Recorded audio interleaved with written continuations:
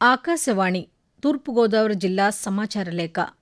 భారత ప్రధాని 12 సంవత్సరాల పాలన, అభివృద్ధి, గోదావరి పుష్కరాలు రానున్న నేపథ్యంలో రాష్ట్ర ఉప ముఖ్యమంత్రి పవన్ కళ్యాణ్ పర్యాటక రంగానికి జాతీయ స్థాయిలో అరుదైన గౌరవం తదితర అంశాలతో కూడిన తూర్పుగోదావరి జిల్లా సమాచార లేఖను ఇప్పుడు విందాం.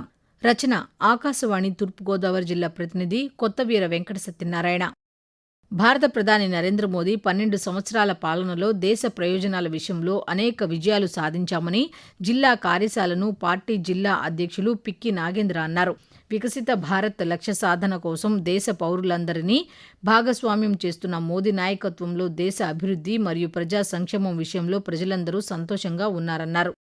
మా తెలుగు తల్లికి రాష్ట్ర గీతంలో గలగలా గోదావరి అని గుండెల నిండా ఆర్తితో ఆలపిస్తామని, ఇక్కడకు వచ్చి చూస్తే గోదావరి వెలవెలబోతూ కాలుష్యంతో నిండిపోతూ కనిపిస్తుందని ఏమని ఆలపించాలి. ఇంతటి కాలుష్యం కలుస్తున్న నీటిలో మన పిల్లలను స్నానం చేయించే సాహసం చేస్తామా? ఇంత దారుణంగా కలుషిత జలాలు గోదావరిలోకి ప్రత్యేకంగా కలుస్తున్నా అధికారులు ఇంకా మీనమేషాలు ఎందుకు లెక్కిస్తున్నారని రాష్ట్ర ఉప ముఖ్యమంత్రి పవన్ కళ్యాణ్ అధికారులపై ఆగ్రహం వ్యక్తం చేశారు. పారిశ్రామిక అభివృద్ధికి కూటమి ప్రభుత్వం అధిక ప్రాధాన్యత ఇస్తోందని, ప్రభుత్వం ఎంత సహకరిస్తున్నా పరిశ్రమలకు కనీసం పర్యావరణ స్పృహ లేకపోతే ఎలా అని ప్రశ్నించారు.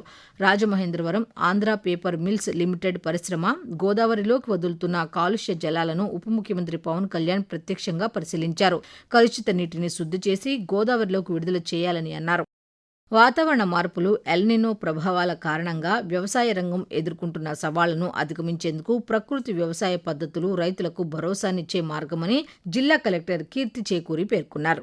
వర్షపాతం అనిశ్చితంగా ఉండే పరిస్థితుల్లో నేలలో తేమ నిల్వ, పంటల వైవిధ్యం, తక్కువ ఖర్చుతో అధిక దిగుబడులు సాధించే ప్రకృతి వ్యవసాయ విధానాలను రైతులు విస్తృతంగా అవలంబించాలని సూచించారు. ఎల్నినో ప్రభావంతో రుతుపవనాల ఆలస్యం, పొడి విరామాలు, అధిక ఉష్ణోగ్రతలు వంటి పరిస్థితులు ఏర్పడే అవకాశం ఉన్నందున ముందస్తు ప్రణాళికతో సాగు చేపట్టాలని అన్నారు. ప్రతి గ్రామ పంచాయతీలోనూ దేశవాళీ జాతి మొక్కలతో ప్రత్యేక వనాన్ని తయారు చేయాలని, మొక్కలను పెంచే బాధ్యతను గ్రామస్తులు తీసుకోవాలని, గ్రామీణ ప్రజలను భాగస్వామ్యం చేస్తేనే మొక్కల ఎదుగుదల సాఫీగా సాగుతుంది. పర్యావరణ పరిరక్షణతో పాటు దేశీయ మొక్కలను ఎక్కువగా పెంచితే ప్రకృతి సమతుల్యత సాధ్యమవుతుందని, వెంటనే దీనిపై దృష్టి సారించి పంచాయతీరాజ్ అధికారులు, అటవీశాఖ అధికారులు సంయుక్తంగా ఎంఓయూ కుదుర్చుకుని వనయజ్ఞం చేపట్టాలని ఉప ముఖ్యమంత్రి పవన్ కళ్యాణ్ స్పష్టం చేశారు. రాజమహేంద్రవరం పర్యటనలో భాగంగా రాజానగరం మండలం దివాన్ చెరువులోని ప్రాంతీయ అటవీ అభివృద్ధి కేంద్రాన్ని పవన్ కళ్యాణ్ పరిశీలించారు.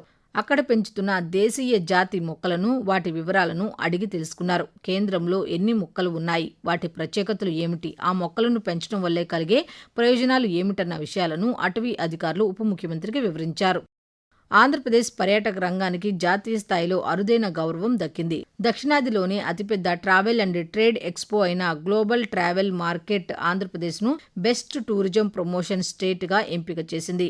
ఈ నేపథ్యంలో కేరళలోని తిరువనంతపురంలో జరగనున్న జీటీఎం ఎక్స్పోలో పాల్గొని ప్రతిష్టాత్మకమైన metro expedition GTM tourism award 2026ను రాష్ట్ర పర్యాటక, సినిమాటోగ్రఫీ శాఖ మంత్రి కందుల దుర్గేష్ స్వీకరించారు.